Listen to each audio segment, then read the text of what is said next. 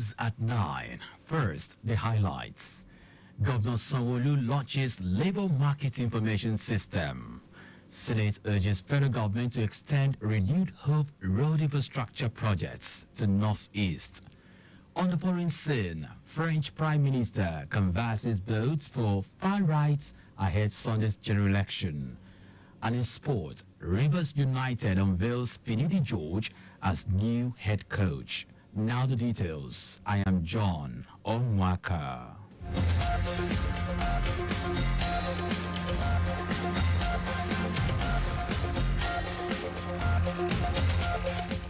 In a bid to create wealth and employment for the teeming youths in the states, Governor Babajide Sanwo-Olu has launched Labor Market Information System.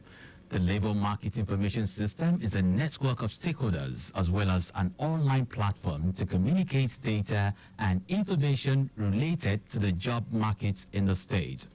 Governor Babajide Sanwo-Olu stated this during the Lagos State Employment Summit 3.0 with a theme, Job Creation, Uniting for Impact, Create, Collaborate, Change. He noted that his administration will continue to build an environment that creates opportunity for young, viable minds in the state.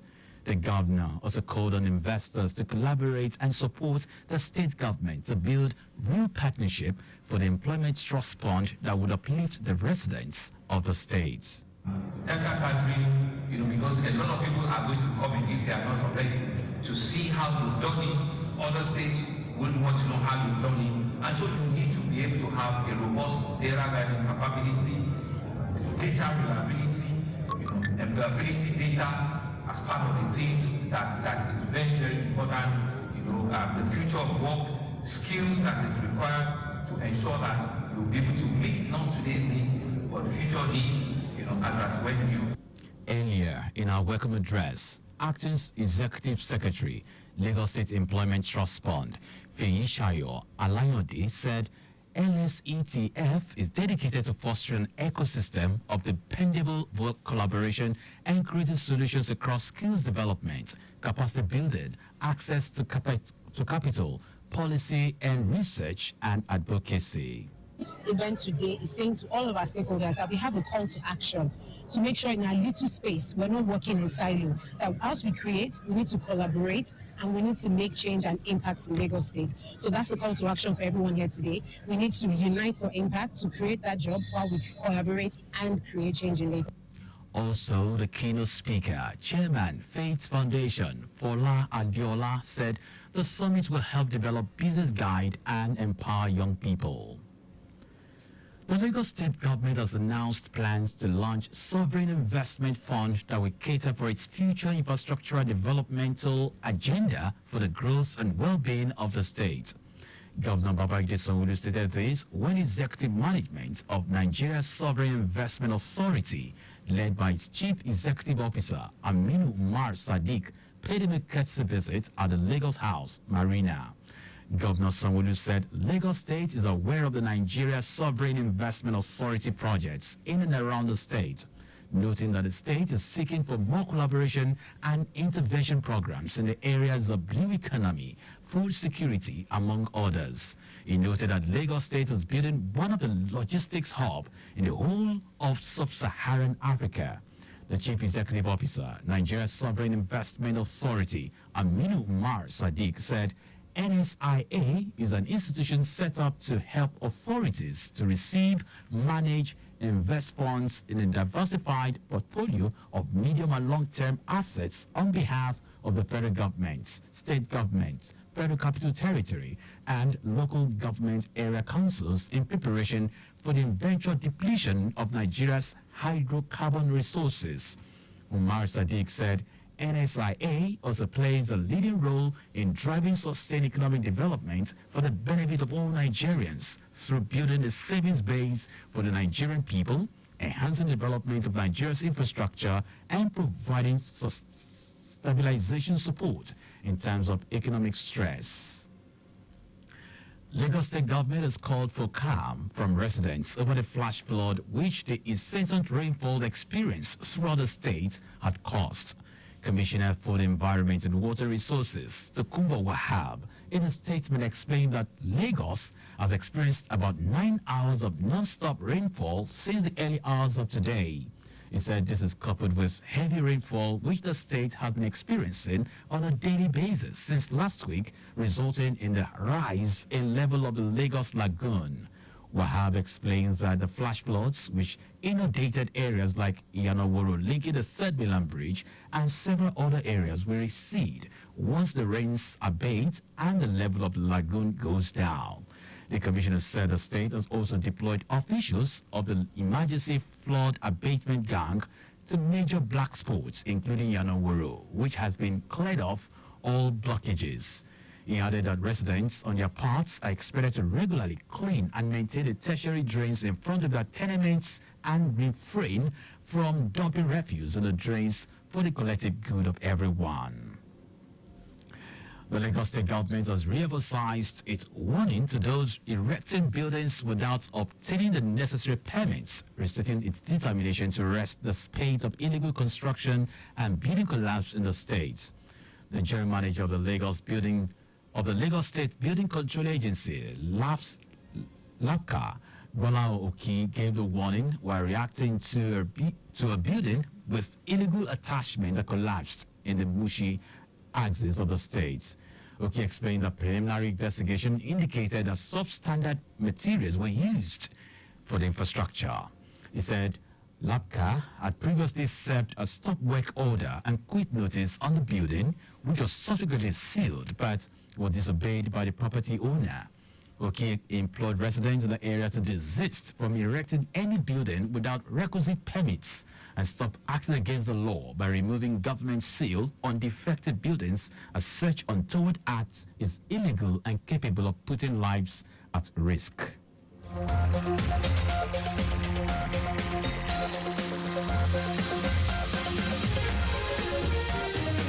Now to the rest of the stories.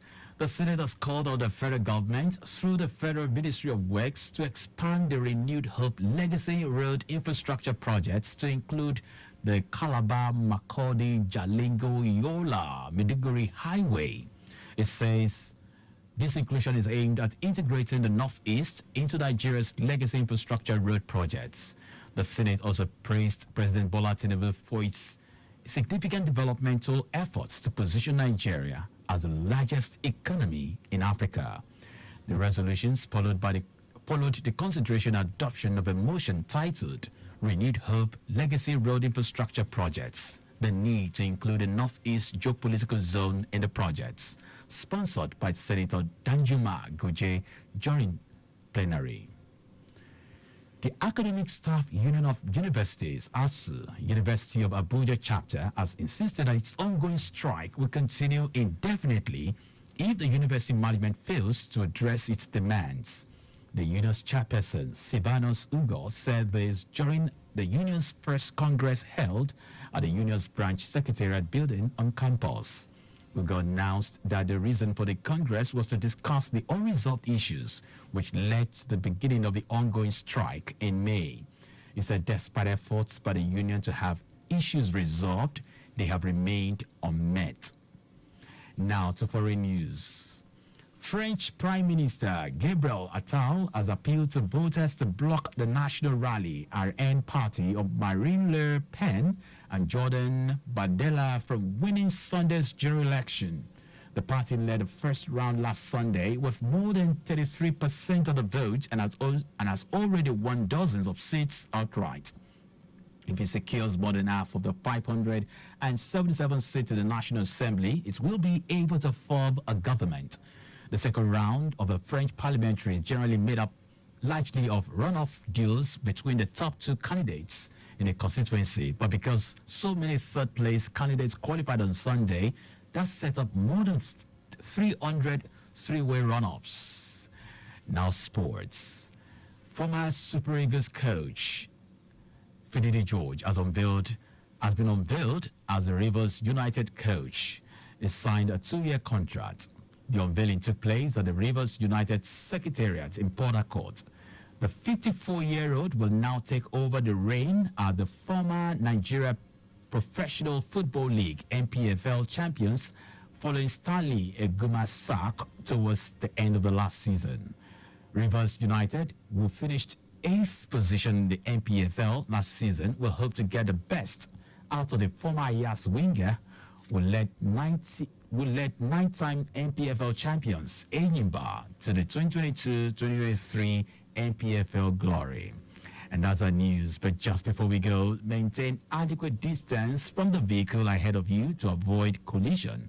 You can follow us on like all our various social media platforms: X Traffic Radio 961, Facebook Lagos Traffic Radio 96.1 FM, Instagram Lagos Traffic Radio 961. Subscribe and watch our news and programs live on YouTube at Traffic Radio 961. You can also visit our website at trafficradio961.ng. Did you know that the Sowolu administration deployed traffic lights and CCTV cameras in strategic places in the state? You can get more details on the Lagos State Government website. To end the news, here are the highlights of the major stories.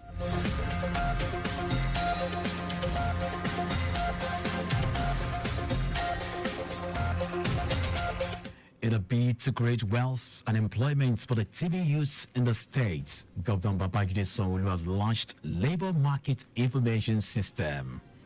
The Senate has called on the federal government through the Federal Ministry of Works to expand the Renewed Hope Legacy Road Infrastructure projects to include the Calabar, Makoni, Jalingo, Yola, Maiduguri Highway. We also told you that French Prime Minister Gabriel Attal has appealed to voters to block the national rally, RN party, of Marine Le Pen and Jordan Bardella from winning Sunday's general election. And in sport, former Super Eagles coach Finidi George has been unveiled as the Rivers United coach. For contacts with the newsroom, send a message to info@trafficradio961.ng. That ends the news broadcast compiled by Kayode Mafolashere. I am John Omoaka. Thank you very much for listening.